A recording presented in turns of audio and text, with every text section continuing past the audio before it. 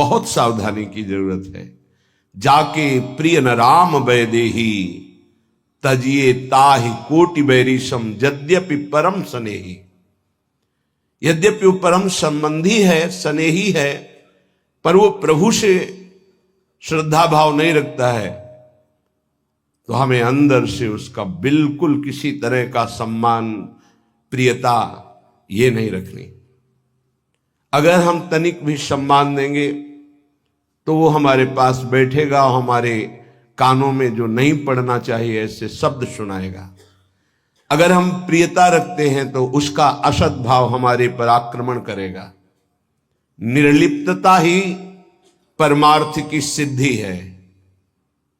जो जितना निर्लिप्त अर्थात ममता रहित, आसक्ति रहित है, वो उतना ही परमार्थ में सुदृढ़ भाव से चल पाएगा। इसलिए उपासक, कलिकाल है, सत्संग मिलना दुर्लभ है, कुसंग की बहुतायत है। सतमार्ग पर चलना बहुत कठिन है, असत का ड्रामा बहुत है, माया की नौटंकी बहुत है, लेकिन सतमार्ग में चलना बहुत कठिन है। सम्यक बोध होना यह बहुत दुर्लभ बात है। किसी एक अंग को जान करके अन्य की निंदा करना, यह अल्पज्ञों का स्वभाव और प्रभाव होता है। जहां प्रेम रस में प्रवेश पाने के लिए वेद का भी त्याग है, लोक की त्याग की क्या बात। वेदान्न संन्यस्ति, स्वयं भगवान की श्वासों से भगवान वेद का प्रादुर्भाव हुआ। वही भगवान श्री कृष्णचंद्र जी के रूप में कह रहे हैं, त्रिगुण विषया वेदा निस्त्रिगुण भवा अर्जुन। जहां वेद त्रिगुण के अंतर्गत की बात करते हैं, उनका त्याग कर दो और त्रिगुणातीत हो जाओ, वेदातीत हो जाओ। सम्यक बोध ना होने के कारण वो एक सिद्धांत को पकड़कर अन्य सब की निंदा करने लगता है, वो अल्पज्ञ है। कहीं भी किसी भी सिद्धांत की निंदा करने की आवश्यकता नहीं, क्योंकि सब सिद्धांत, सब मार्ग, सब उपासनाएं उसी एक परमात्मा की हैं। अपनी उपासना को अपने लिए सर्वश्रेष्ठ मान करके तन्मयता पूर्वक उसमें लगो, तो आपको पता चल जाएगा कि एक ही है जो अनेक रूपों में भास रहा है। अगर हम किसी की निंदा करते हैं तो हम अपने आराध्य देव की करते हैं, अपनी आत्मा की निंदा करते हैं। नहीं समझ पाते ये अज्ञानी जन। इसलिए संग बहुत सोच समझ के किया जाए। किसी भी रूप में कुसंग हो सकता है, कोई भी हो। जो हमारी मति को हमारे इष्ट के नाम रूप लीला धाम सेवा स्वाध्याय इनसे विलग कर दे, वो भारी कुसंग, वो माया कुसंग फैला रही है। भक्ति का सत्संग, ज्ञान का सत्संग, अष्टांग योग का सत्संग, कर्म योग का सत्संग भगवान ने क्यों वर्णन किया? एक ही बात कह देते। अलग अलग मति है, अलग अलग स्वभाव है, उसके अनुसार वो साधना स्वीकार करेगा, पहुंचेगा उसी परमात्मा के पास। रसास्वादन का भाव विलग है, तत्व में नहीं। ये अज्ञानी जन एक पक्ष की बात जानकर अन्य पक्षों की अवहेलना और निंदा करते रहते हैं। ऐसे जनों की बात नहीं सुननी। जो साधन पक्ष में दृढ़ है वो सावधान रहे कि कहीं साधना का अहंकार ना आ जाए, नहीं भ्रष्ट होने में देर नहीं लगेगी। जो आश्रय पक्ष में दृढ़ है वो निश्चिंत हो जाए, क्योंकि आराध्य देव उसको संभालते हैं। आश्रय पक्ष से जो साधना बनती बहुत ही परम पवित्र, सुदृढ़ और दैन्य होती है। इसलिए आश्रय, गुरु का आश्रय, भगवत चरणारविंद का आश्रय अत्यंत आवश्यक है। साधन करने में अहम सुरक्षित रहता है। अहम सुरक्षित रहने में तत्वबोध की तरफ वृत्ति ही नहीं जाती, देह भाव में रहती है। बहुत अवस्थाएं बीत जाने पर शरीर की अपना परिचय केवल बाहरी देह भाव से ही दिया जाता है। मैं अमुक, मैं अमुक, मैं अमुक। क्या साधना हो रही? साधना हो रही इसी उपाधि को मिटाने के लिए। आप शुद्ध हैं, आप ब्रह्म हैं, ज्ञान मार्ग। आप शुद्ध हैं, आप भगवान के नित्य पार्षद हैं, भक्ति मार्ग। फिर उपाधियां क्यों? क्यों ये जोड़ा जाता है? मैं अमुक हूं, मैं अमुक हूं, मैं अमुक हूं। इन्हीं को मिटाने के लिए तो साधना है। शुद्ध परमार्थ का स्वरूप समझना गुरु कृपा ही केवलम।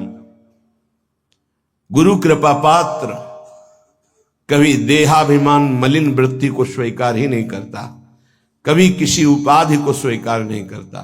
उपाधि स्वीकार करने का मतलब है जन्म मरण का भाव पुष्ट कर लेना। कोई भी उपाधि हो, यहां से लेकर ब्रह्म पदवी तक। इसलिए सत्संगी उपासक सत्संग के द्वारा अपनी बुद्धि का मार्जन करे और अहम को दैन्य में परिवर्तित करे, तभी रंग आएगा। किसी भी तरह का अहम हृदय में हुआ तो परमार्थ ढका रहेगा। आप बातें कितनी बना ले ज्ञान विज्ञान की।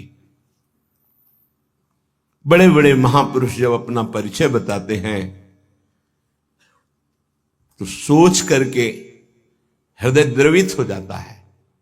कैसे परिचय बताते हैं? हनुमान जी कैसा परिचय विभीषण से बताते हैं? असमय अधम सखा सुन मोहू पर रघुवीर, ये बोल रहे हैं। जिन महापुरुषों ने अपना परिचय दिया, क्वा हम तुच्छा परम अधमा प्राणिहो गर्ह कर्मा, ये परिचय है। हम परिचय क्या देते हैं? उपाधियों का। ये उपाधि ही तो उपद्रव है, ये पदवियां ही तो परम पद से भ्रष्ट किए हुए हैं। जब तक हम कोई भी पद स्वीकार करते हैं शरीर भाव से, तो परम पद का अधिकार खो देते हैं। पद मिलना अलग बात है, स्वीकृति करना अलग बात है। पद सेवा के लिए है, स्वीकृति परमात्मा की है। पद की स्वीकृति तो अस्वीकृति हो जाएगी परमात्मा पद की। एक सूक्ष्म विषय है।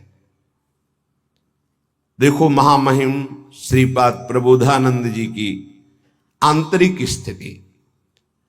सर्व साधन हीनोपि, ये महिमा है।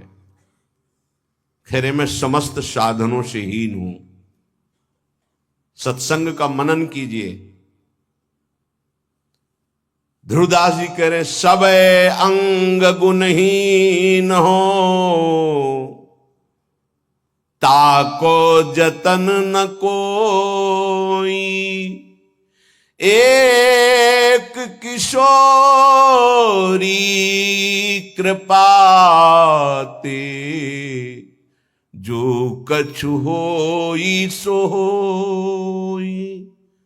सर्व साधन हीनोपि वृंदारण्यैक संश्रयः, यह कोपि प्राप्नुयात् देव राधा प्रिय रसोत्सवम्।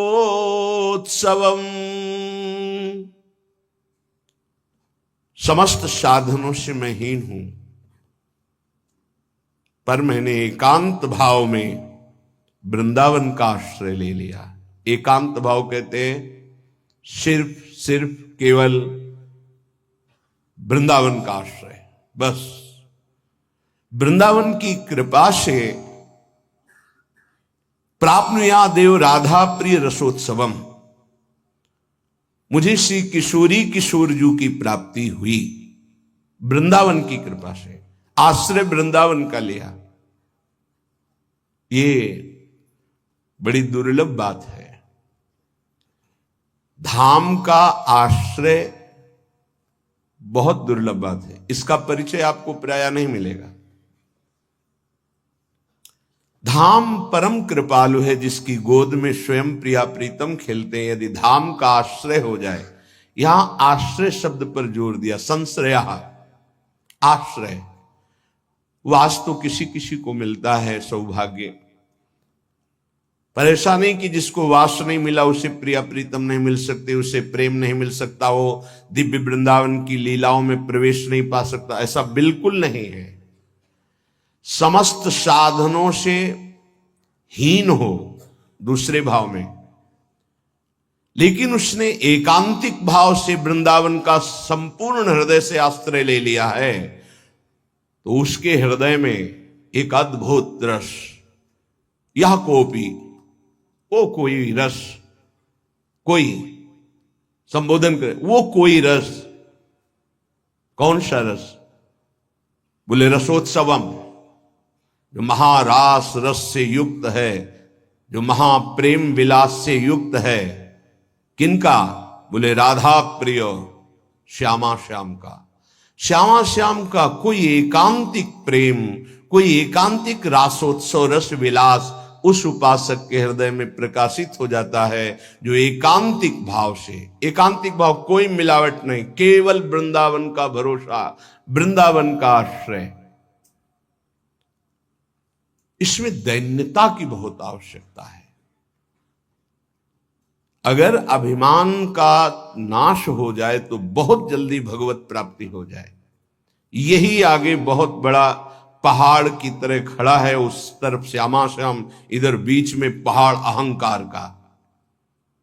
बहुत कड़ुआ है ये, बहुत कड़ुआ। जहां ये जगता है तो कड़ुआ ही कड़ुआ रहता है, स्वयं को जलाता रहता है, दूसरों को जलाता रहता है। ऐसे इसकी बात होती है, ऐसे इसके आचरण होते हैं अहंकार के। इसकी गलित होने की वृत्ति एकमात्र महापुरुषों के पास, दूसरे के पास नहीं।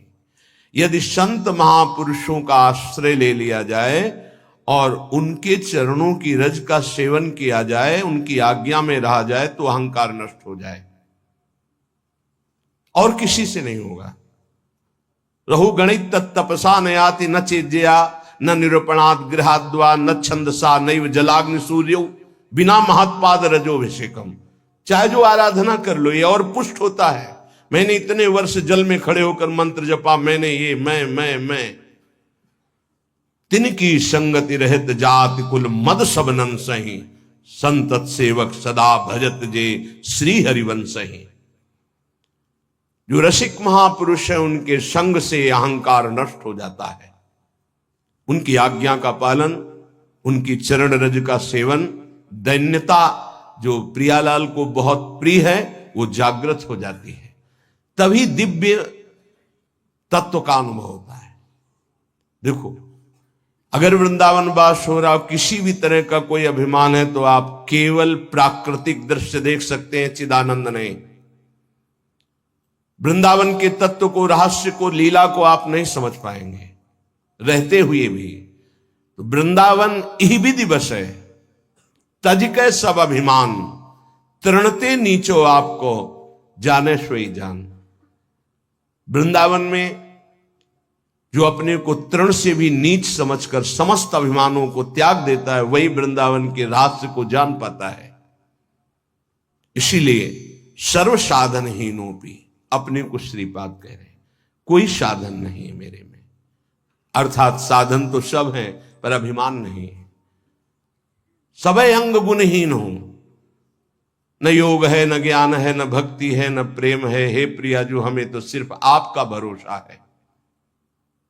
अगर कुछ भी बनेगा तो आपकी कृपा से बनेगा। श्री ध्रुवदास जी, कैसी उत्तम साधना है, आराधना है, स्थिति है, पर स्वीकृति दैन्यता की है।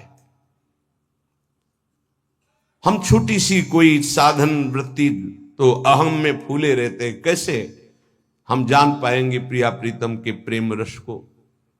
थोड़ा सा भजन होता है तो हम महापुरुषों में भी होड़ वृत्ति जागृत कर लेते हैं अपने अंदर कि इनमें तो ये नहीं है जो मेरे में है। तुम्हें क्या पता, तुम में जो है वास्तविक उनमें नहीं है वो। अगर तुम अपने की मिटा दोगे तब तुम उनको जान पाओगे। अहम, जब तक वो वस्तु नहीं आती तब तक अहम रहता है, जब तक वो अहम करने लायक वस्तु आती तो अहम नहीं रहता है। ये अध्यात्म है, ये परमार्थ है, बहुत पवित्र बुद्धि, पवित्र विचार, दैन्य भाव, इसके द्वारा ये जाना जाता है। ये भगवत मार्ग बुद्धि के द्वारा नहीं जाना जाता। बुद्धि के द्वारा आप अपने आप को भी नहीं जान सकते, फिर आप जिनके अंश हैं उनको कैसे जान सकते हैं। बुद्धि प्राकृतिक है, केवल प्रकृति को भी एक सीमा तक जान सकती, असीम प्रकृति को नहीं। फिर ऐसी अनंत शक्तियां जिनकी हैं, उन परमात्मा को कैसे बुद्धि जान सकती है। बिना साधन के पढ़ लिख कर केवल शास्त्रों से कोई भगवान या भगवत तत्व का बोध या निर्णय नहीं कर सकता। अगर ऐसा होता तो जितने भी महाभागवत तपस्वी जन, ऋषि जन, ब्रह्म ऋषि जन, इन्होंने फिर व्यर्थ में इतना तितिक्षा की, इतना कष्ट सहा, संयम से रहे। आप मनमानी भोजन करें, मनमानी आचरण करें और ब्रह्म तत्व को जान जाएं, भगवान को जान जाएं, तुम्हारी बुद्धि श्रद्धा और विश्वास से परिपक्व हो जाए, असंभव। जब तक आपका किसी महापुरुष से आंतरिक संबंध नहीं होगा, जब तक आप किसी महापुरुष की आज्ञा में साधन परायण नहीं होंगे, तब तक आपकी प्राकृतिक बुद्धि परमात्मा तत्व का निश्चय करने की योग्यता ही नहीं रखती। भोगैश्वर्य प्रसक्ता नाम तया प्रहृत चेतसाम व्यवसायत्मिका बुद्धि समाधौ न विधीयते। श्री भगवान के वचन है। जिसका चित्त भोग और ऐश्वर्य ने अपहृत कर लिया है, उसकी बुद्धि कभी परमात्मा प्राप्ति की योग्यता ही नहीं रखती, उसमें निश्चय ही नहीं हो सकता। और ऐसी बाहुल्यता है जो भगवान को भी एक कल्पना मानते हैं और माया की कल्पनात्मक वृत्ति को सत्य मानते हैं। इसलिए उपासक सावधान। जो श्री भगवान के तत्व को नहीं जानते, जो श्री भगवान की महिमा को नहीं जानते, जो श्री भगवान को नहीं मानते, हमें उनमें भी भगवत भाव करके उनसे दूरी बना के रखनी है। शरीर भले समीप रहे किसी संबंध के कारण, लेकिन चित्त केवल चित्त चोर प्रभु को दे, तभी जीवन सार्थक हो सकता है। नहीं तो माया ने ऐसे पर्दे लगा रखे कि आपको भ्रम हो जाएगा कि भगवान है भी कि नहीं। ऐसे भ्रमात्मक पुरुषों का संग अपने सतमार्ग में बहुत बड़ी बाधा खड़ा कर देगा कि आराध्य देव पे ही संशय हो जाएगा, और संशयात्मा विनश्यति, उसका पतन निश्चित हो जाता है। क्योंकि इस फिसलन वाली माया में कोई रोकता है तो विश्वास ही कण कण में विराजमान, सर्वत्र विराजमान परमात्मा को प्रकाशित कर देता है। विश्वास जितना दृढ़ होता जाएगा, उतना ही परमार्थ पुष्ट होता जाएगा। सत्संग से श्रद्धा और विश्वास बढ़ता है, पुष्ट होता है और उसकी रक्षा भी होती है। कुसंग से श्रद्धा विश्वास नष्ट हो जाता है, परमार्थ ढक जाता है, भगवान कल्पना लगने लगते हैं। इसलिए उपासक ऐसे जनों से दूर बना के रहे जिनके संग से कुमति का बढ़ावा होता है। जाके संग कुमति मति उपजय, करत भजन में भंग, तजोरे मन हरि विमुखन को संग। ये जो हरि से विमुख जन हैं, ये भगवान के रहस्य को नहीं जानते हैं। क्योंकि भगवान के रहस्य को जानने के लिए भगवान में अभिन्न होना, संसार के रहस्य को जानने के लिए संसार से भिन्न होना अत्यंत आवश्यक है। तो संसार में अभिन्न होकर भगवान से भिन्न भाव रखकर कभी कोई नहीं जान सकता, न संसार को न श्री भगवान को। ये सिद्धांत है। संसार को जानना है तो इसका त्याग करके जाना जाता है, और भगवान को जानना है तो तन्मयाहा, अभिन्न होकर जाना जाता है। ये भगवान से भिन्न संसार से तन्मयाहा कैसे जान पाएंगे, न संसार को न भगवान को। श्रीपाद कह रहे अब देखो कैसे आश्रय लिया जाता है। त्यजन्तु स्वजनाः, बस स्थिति इसी में जागृत होती है। दूरादपास वहां वर्णन कर रहे हैं महाप्रभु। स्वजनान, जिसको हमने स्वा से जोड़ लिया वही हमें भगवत प्राप्ति में बाधा पहुंचा देगा। श्वा को बिल्कुल अलग रखना है, इसके साथ कुछ नहीं जोड़ना है, यहां तक कि देह तक को भी। अगर देह को भी जोड़ लिया स्वा से तो स्वाभिमान जागृत हो जाएगा।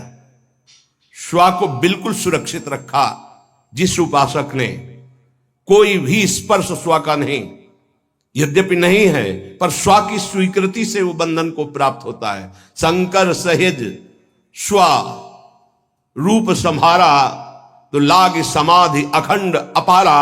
स्वा को संभारो, स्वा को फैला दिया है, स्वा को जोड़ दिया है। जनाहा स्वजनाहा, ये मेरे हैं, ये मेरे हैं, बस ये मेरे हैं। इसी को वापस करने की साधना है, स्वा को समेटने की। बिखरी पर्यो मन सिमटत नाही, इंद्रन लीनी जीत। इसीलिए कुछ भी परमार्थ का अनुभव नहीं दिखाई दे रहा आपको अपने हृदय में। तभी नाना प्रकार के प्रश्नों की झड़ी लगती है।